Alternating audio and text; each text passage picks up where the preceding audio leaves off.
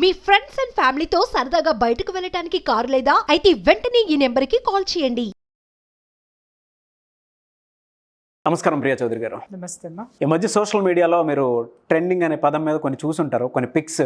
నాకు అంత తీరిక లేదు. ఆ ట్రెండింగ్ల మీద చూసే అంత తీరిక నాకు లేదు. అదే నేను మీకు ఎక్స్ప్లెయిన్ చేసి నాకు చాలా సబ్జెక్టులు ఉన్నాయి. అదేంటో చెప్తే ఒకవేళ ఏమన్నా పొరపాటున కొంతమంది నన్ను మాట్లాడమని పంపిస్తూ ఉంటారు, దాంట్లో ఏమన్నా ఉంటే అప్పుడు చెప్తా. అదే అండి, అంటే ఈ మధ్య కాలంలో ఏంటంటే ఫోటోషూట్ పేరుతోటి ట్రెండింగ్, ప్రస్తుతం ఇదే ట్రెండ్ అని చెప్పేసి హాఫ్ న్యూడ్ తోటో కొంతమంది న్యూడ్ ఇతోటో పోస్టులు పెడుతూ ఓ ఆ దరిద్రం గురించి మాట్లాడుతున్నావా? అడుగు అడుగు. అంటే ఎలా ఏ విధంగా తీసుకోవచ్చు అంటారు? అంటే ట్రెండ్ మారుతుంది కాబట్టి ఆ విధంగా అప్డేట్ అవుతున్నారని తీసుకోవాలా, లేదు అని అంటే సొసైటీకి ఇటువంటి పోస్టుల వల్ల ఎఫెక్ట్ ఏమైనా ఉండే అవకాశం ఉంటుందని అనుకోవాలా? నాగరాజు గారు, మరే మన గొప్ప సోకాల్డ్ సైంటిఫిక్ రీజన్లు అని మాట్లాడే మేధావులకు ఒక క్వశ్చన్ ఇద్దాం అనుకుంటున్నాను. మనిషి దేని నుంచి పుట్టాడు సార్? ఏదో చెప్తారు, కోతి నుంచి పుట్టారని కొంతమంది చెప్తారు, ఇంకేదో జీవి నుంచి పుట్టారని చెప్తారు, ఇంకేదో. మొత్తానికి ఒక జాతి నుంచి అయితే మనిషి తనకు తానుగా ఎలా పుట్టాడు, ఎలా పరిణామం చెందాడు అనేది కదా. ఇప్పుడు ఇవాళ ఒకప్పుడు మనిషి పుట్టినప్పుడు గుడ్డలు లేవు సార్, గుడ్డలు లేకుండా తిరిగాడు, అర్థమైందా? అప్పుడు సృష్టి ఎలా జరిగింది అని అంటే అది అంతా కూడా ఓపెన్గానే జరిగింది. ఆ తర్వాత దాన్ని బట్టి అతను ఎదిగేటటువంటి పరిణామ క్రమంలో తనకి తాను మలుచుకుంటూ ఒక నాగరికత అనేటటువంటి మార్గాన్ని ఎంచుకొని నాగరికతలో భాగంగా ఏం చేశాడు? ఫస్ట్ తనకి ఒక ఇల్లు ఏర్పాటు చేసుకున్నాడు, ఆ తర్వాత ఆచ్ఛాదన ఏర్పాటు చేసుకున్నాడు. ఆచ్ఛాదన ఎందుకు ఏర్పాటు చేసుకున్నాడంటే నాగరాజు గారు, ఇక్కడ ఒక సృష్టి ధర్మం అనేది ఒకటి ఉంటుంది, ఆడ మగ ఇద్దరికీ కూడాను. అక్కడ ఏమైంది పూర్వకాలంలో ఏం జరిగింది అని అంటే ఒక ఆడదాన్ని 10 మంది ఇష్టపడేవాళ్ళు, లేదా ఒక ఆడదాన్ని ఒక మగవాడిని వేరొకళ్ళు ఇష్టపడడం అనేది, కొట్టుకుంటాలు చంపుకుంటాలు ఇవంతా కూడా ఆటవికత అంతా ఉండేది. అంతా ఆలోచించిన తర్వాత ఇదంతా వద్దు, ఒక పద్ధతి ఒక క్రమం అనేది ఉండాలి, ఒక నాగరికతలోకి రావాలి అని చెప్పేసి అని ఏం చేశారు అని అంటే కుటుంబాలుగా విడిపోయారు. కుటుంబాలు ఏర్పరచుకున్నారు, విడిపోలేదు, కుటుంబాలుగా ఏర్పడ్డారు. ఏర్పడిన తర్వాత ఒంటి మీద ఆచ్ఛాదన అనేది కప్పుకోవటం మొదలు పెట్టారు. ఒంటి మీద ఆచ్ఛాదన కప్పుకున్న తర్వాత ఆ ఒంటికి కావాల్సినటువంటి సెక్యూరిటీ ఇల్లు, ఆ ఇల్లు అనేది ఏర్పాటు చేసుకున్నారు. తర్వాత పచ్చి మాంసం తినే దగ్గర నుంచి కాలిన మాంసం తినడం మొదలు పెట్టారు. కాలిన మాంసం దగ్గర నుంచి కూరగాయలు తినడం మొదలు పెట్టారు. తిన్న తర్వాత వాటిని పండించడం మొదలు పెట్టారు. ఆ తర్వాత ధాన్యాలు పండించడం, వ్యవసాయం చేయడం, ఇదంతా నేర్చుకొని వచ్చారు.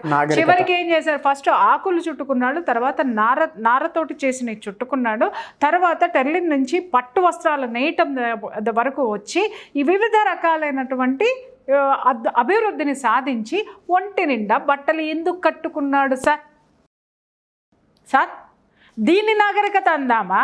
ఇన్ని బట్టలు ఉండంగా, ఇంత ఇళ్ళు ఉండంగా, సంసారం అనేది ఉండంగా, కుటుంబం అనేది ఉండంగా, కొన్ని పద్ధతులు అనేవి ఉండంగా, వాటన్నింటినీ తొంగలో దొక్కేసి పొద్దున నాకు వచ్చినాయి ఒక పొద్దున కాదండి నిన్న అనుకుంటా వచ్చినాయి పరంపర ఒక 10-15 వచ్చినాయి. మేడం అంటే దరిద్రులారా అని తిట్టి పెట్టేశాను. వాటిల్లో 1-2 ఓపెన్ చేసి క్లోజ్ చేశాను నేను.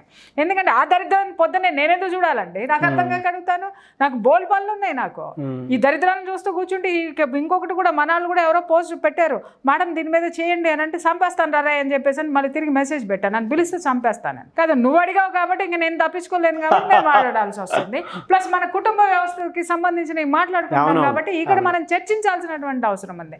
నా తెలియక అడుగుతాను, ఈ సోకాల్డ్ డెవలప్డ్ కల్చర్లో ఈ అభివృద్ధి సాధించాము, సాంకేతికలో ఎక్కడికో వెళ్ళిపోయామని మాట్లాడినాడు. వాళ్ళ గొడ్డలు లేకుండా మళ్ళీ ఫోటోషూట్లు ఏంటండి? నాకు అర్థంగా అడుగుతాను. పాయింట్ నెంబర్ 1, నీ ఇష్టమైతే నువ్వు తీసి నీ ఇంట్లో పెట్టుకో. మోపుల్లాగా తీసుకొచ్చి మీడియాలో ఎందుకు పెడుతున్నారు? ఒక్క విషయం చెప్తున్నా, ఈ కంటెంట్ చాలా అబ్జెక్షన్ తెలుసా నాగరాజు గారు? ఒక ఆడపిల్లని మగవాడు ఎదురుగుండా మగవాడు తనకు అభ్యంతరకరంగా చూస్తేనే ఆడపిల్ల వెళ్ళి కేసు పెట్టచ్చు. మరి నీ న్యూడ్ ఫోటో నా ఇంటికి వస్తుంటే నేను నీ మీద ఎన్ని కేసులు పెట్టాలి? ఎందుకనంటావేమో, నా కూతురు చెడిపోతుంది, లేదా నా చెల్లెలు చెడిపోతుంది, లేదా నా ఇంట్లో ఉన్న పిల్లలు అదే వేషాలు వేస్తున్నారు, అదే వేషాలు వేస్తే ఎదురింటి పిల్లలు చెడిపోతున్నారు, నా ఇంట్లోనే మగ పిల్లలు అదే మొదలుపెట్టి ప్రొవోకేట్ చేస్తున్నారు. ఇక్కడ ప్రపంచం దునియాలో మోపులు అందరికీ క్రేజ్ అయితే అది వాడు తీసి పెట్టుకొని వాడికంటూ ఒక గెలాక్సీ పెట్టుకొని ఆ గెలాక్సీలో ఉండమని చెప్పండి, ఆ గెలాక్సీకి పొమ్మని చెప్పండి, ఆ ఆటవిక తత్వాన్ని అంతా అక్కడ చూపించుకోమని చెప్పండి. అదంతా తీసుకొని వచ్చి గుడ్డలన్నీ ఊడదీసి నువ్వు ఫోటోలు షేర్ చేసి పబ్లిక్ ప్లేస్లోకి పబ్లిక్ డొమైన్లోకి నువ్వు పెట్టావు అని అంటే నిన్ను ఏమనుకోవాలి? ప్రపంచాన్ని సంస్కృతిని ఏ భ్రష్టు పట్టిస్తున్నావు నువ్వు? నేను అడుగుతున్నాను, ఇంత పవిత్రమైనటువంటి భారతదేశంలో భారత స్త్రీ యొక్క గొప్పతనం గురించి, ఔన్నత్యం గురించి, భారత సంస్కృతి గురించి మనం మాట్లాడేవాళ్ళు ఒక్కొక్క మగాడు గుడ్డలోడ తీసే ఫోటోలు మన ఆడవాళ్ళ దాంట్లోకి వస్తుంటే ఎందుకు ఏ నోరు పెగలటం లేదు? ఎక్కడికి పోయినాయి ఈ సంస్థలన్నీ?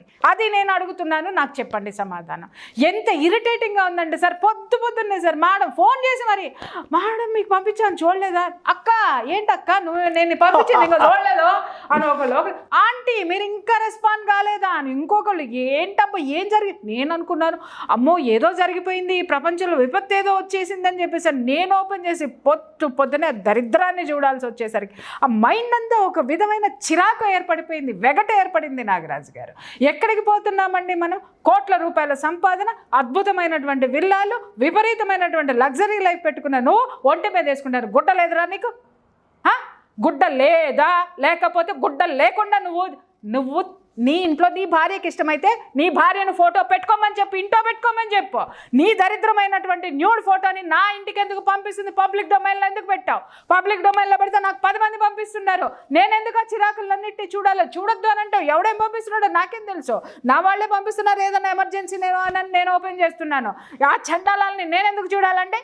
నీ మొగుడ నగ్న ప్రదర్శన నేను ఎందుకు చూడాలి? నన్ను ఎందుకు డిస్టర్బ్ చేస్తున్నావు నువ్వు?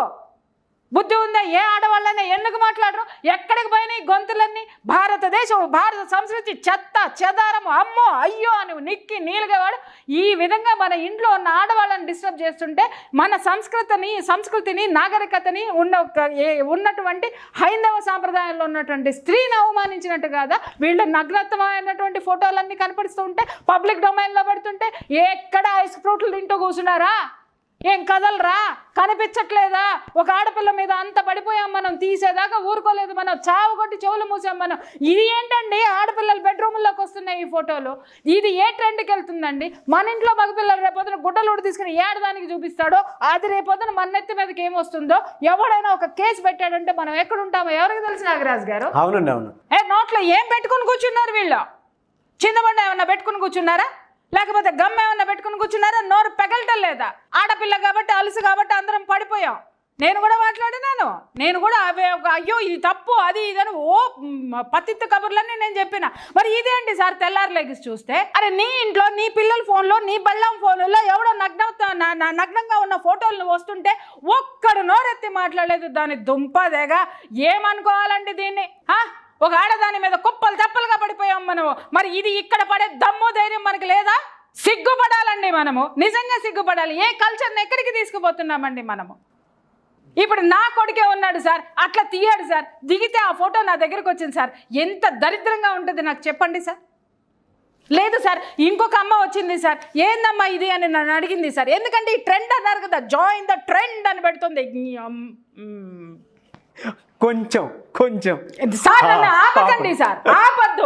మీరు ఇన్ని దరిద్రాలు, ప్రపంచం ఇంత దరిద్రం చేస్తుంటే నేను మాట్లాడితే మీకు అబ్జెక్షన్గా ఉందా?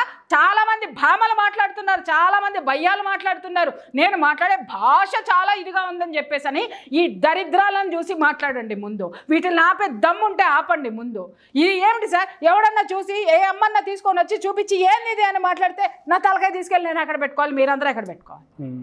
ఏం మాట్లాడుతున్నామండి? ఏం చేస్తున్నామండి? ఎక్కడ బ్రతికున్నామండి మనము? సిగ్గు లేదా? స్వేచ్ఛ స్వతంత్రం మగాడికి ఉందా? ఆడదానికి లేదు. అరే నీ ఇంట్లో ఉన్నటువంటి హైందవ సాంప్రదాయంలో ఉన్న నీ ఇంట్లో నీ భార్య దగ్గరికి ఈ ఫోటోలు వచ్చినాయి. తన అబ్జెక్షన్ ఫీల్ అవుతుంది, తను సిగ్గుపడుతుంది, తన యొక్క అభిమానం ఆత్మాభిమానం దెబ్బతింది.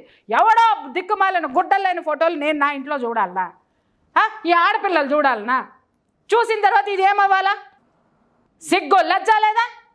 అంటే విచ్చలవిడితనానికి ప్రైవసీ అని పేరు పెడతారా? లేకపోతే ఇంకేదో అన్నారు మీరు ఇందాక, ఏంటండి అది? స్వేచ్ఛ. స్వేచ్ఛ. దాన్ని విచ్చలవిడితనం అంటారు సార్, స్వేచ్ఛ అనరు. స్వేచ్ఛ అనేది ఏంటి అనంటే నీ భావాలను కానీ నీ యాటిట్యూడ్ని కానీ నువ్వు నీ ఎదుగుదలకి ఉపయోగించడానికి కావలసినటువంటి దాన్ని స్వేచ్ఛ అంటారు. కానీ నువ్వు గొడ్డలోడ తీసుకొని నన్ను చూడండి అనే దాన్ని స్వేచ్ఛ అనరు సార్, విచ్చలవిడితనం అంటారు దాన్ని. ఏ పదానికి ఏ పదం ఎక్కడ వాడాలో కూడా భాష రాదు మనకి. ఎందుకంటే సగం ఇంగ్లీషు సగం తెలుగు, ఏ భాష రాదు, నాకు కూడా రాదు, చివరికి ఏ భాష రాదు. ఎందుకంటే నాకు భాష రాదనే కదా తిడుతున్నారు. కనీసం నేను పర్వాలేదండి వీళ్ళందరి మీద, కనీసం భాష మాట్లాడన్నా కరెక్ట్ చేసే పని నేను చేస్తున్నాను. ఇవాళ అందరికీ చెప్తున్నాను, చాలామంది వీడియోలు పెట్టుకున్నారబ్బా, భార్య నైటీలు వేసుకుని తిరుగుతుంది అనడానికి భర్తలు పండగలు చేసుకుని వీడియోలు పెట్టి భార్యలు అందరి చేత నన్ను తిట్టేచ్చారు. వాళ్ళు చాలా హ్యాపీగా ఉన్నారు. ఆ భర్తలందరికీ నేను రిక్వెస్ట్ చేస్తున్నాను, ఈ వీడియో పోస్ట్ పెట్టుకోండి మీ వాట్సాప్లో వీటిల్లోనో. ఒక మగాడి నగ్నత్వమైనటువంటి ఫోటో చక్కర్లు కొడుతుంటే నీ భార్య ఆత్మాభిమానం ఎంత దెబ్బతిందో, నీ బిడ్డల ఆత్మాభిమానం ఎంత దెబ్బతిన్నదో కుచించుకుపోతాం సార్ అది చూడంగానే. తెలుసా అసలు ఎవడికి ఎందుకు కనపడలేదు అంటే వాడు కోటీశ్వరుడు కాబట్టి, వాడు బాలీవుడ్ హీరోలు కాబట్టి, ఇంకొకడు తొక్క కాబట్టి, తోలు కాబట్టి నోరు ఎత్తుకొని చొంగలు కాచుకుంటే ప్రతి ఒక్కడు కొట్లోడి తెలిసి నాకు చూపిస్తాడా? కోర్టులో కేసేసి పడదొప్ప తీయకపోయారో నేను చెప్తున్నాను కదా, అంత మండుతుంది నాకు. పెచ్చగా ఉందా? మీరు సెలబ్రిటీలు అయితే ఏమండి, సెలబ్రిటీలు అవడానికి గుడ్డలోడు తీసుకుంటే సెలబ్రిటీలు అవుతారా సార్? ఎంఎస్ సుబ్బలక్ష్మి సెలబ్రిటీ కాదా అండి? బాలమురళీకృష్ణ సెలబ్రిటీ కాదా అండి? ఇంకా ఎంతమంది తత్వవేత్తలు లేరండి? మీ దిక్కుమాలని అన్ని గుడ్డలోడు తీసుకొని చూపించి దాన్ని సెలబ్రిటీ అని పెట్టి భ్రష్టు పట్టిస్తా ఉన్నారు, నాశనం చేస్తా ఉన్నారు. అడిగేవాడు ఎవడు లేడరా? సిగ్గుతో తలదించుకోవాలి సార్. గొంతులు దించుకొని నిన్నటి వరకు అరిచిన గొంతులు పెగిల్చండి అయ్యా, పెగల్చండి. మన హిందూ ధర్మాన్ని దరిద్రాన్ని ఎవడెవడో నగ్నంగా ఫోటోలు పెట్టి మన ఆడవాళ్ళని ఇన్సల్ట్ చేస్తూ పెడుతున్నాడు లోపల. ఒక్కొక్క ఆడపిల్ల ఎట్లా రిసీవ్ చేసుకోవాలా దాన్ని? ఒక ఆడపిల్ల ఫోన్ చేసిందండి, ఏంటి మేడం ఎట్లా రిసీవ్ చేసుకోవాలా మేము అంటే మాకంటూ ఒక ఇది ఉండదా? ఎవడు ఇష్టం వచ్చినట్టు వాడు మాట్లాడే ఏది చేసేస్తూ ఉంటే ఆడపిల్ల ఏదన్నా చేసిందంటే కుప్పలు తిప్పలుగా వచ్చి పడుతున్నారండి మా మీద. ఏ ఒక మగాడి చేస్తే మాట్లాడే వాళ్ళు ఎవరు లేరా అని మాట్లాడింది ఆ పిల్ల. నేను తల తీసుకెళ్ళి ఎక్కడ పెట్టుకోవాలి నాగరాజు గారు? ఎక్కడ పెట్టాలి? ఏ రైలు కింద పెట్టాలా, బస్సు కింద పెట్టాలనా? అదే అండి, చూద్దాం అంటే ఏ విధంగా తీసుకుంటారని. ఏం చూడాలండి, ఒక్క పాట బయటికి రాగానే లేదా ఒక ఆడపిల్ల ఏదన్నా మాట్లాడంగానే లేదా ప్రియా చౌదరి ఏదన్నా మాట్లాడిందంటే పుంకాలుగా వేలకు వేలు లక్షలు పంచుకుంటూ వెళ్ళిపోతా ఉంటారే. దీని గురించి ఇంతవరకు ఒక్కడు లగవలేదే, ఒక్కత్తి లగవలేదే. ఎక్కడ మూసుకొని కూర్చున్నారని మాట్లాడుతున్నాను నేను. ఎక్కడ ఇది సంసారాలకి ఇంట్లో ఉన్న ఆడవాళ్ళకి ఎంత ఎఫెక్టో మీకు తెలుసా మానసికంగా? ఎక్కడికి పోతున్నామండి మనము? ఎక్కడికి తీసుకెళ్తున్నామండి ఈ కల్చర్ని? స్వేచ్ఛ అనే పదం మళ్ళీ ఇంకొక దానికి అర్థం తెలుసుకొని మాట్లాడండి సార్. విచ్చలవిడితనానికి స్వేచ్ఛ అనే పేరు పెట్టి మా ఇష్టం వచ్చినట్టు బ్రతుకుతామంటే మా ఇష్టం వచ్చినట్టు చేయడానికి కూడా మేము రెడీగా ఉంటాం. గుర్తుపెట్టుకోండి, సంస్కరించడానికి ఇక్కడ చాలా మంది ఉన్నాం.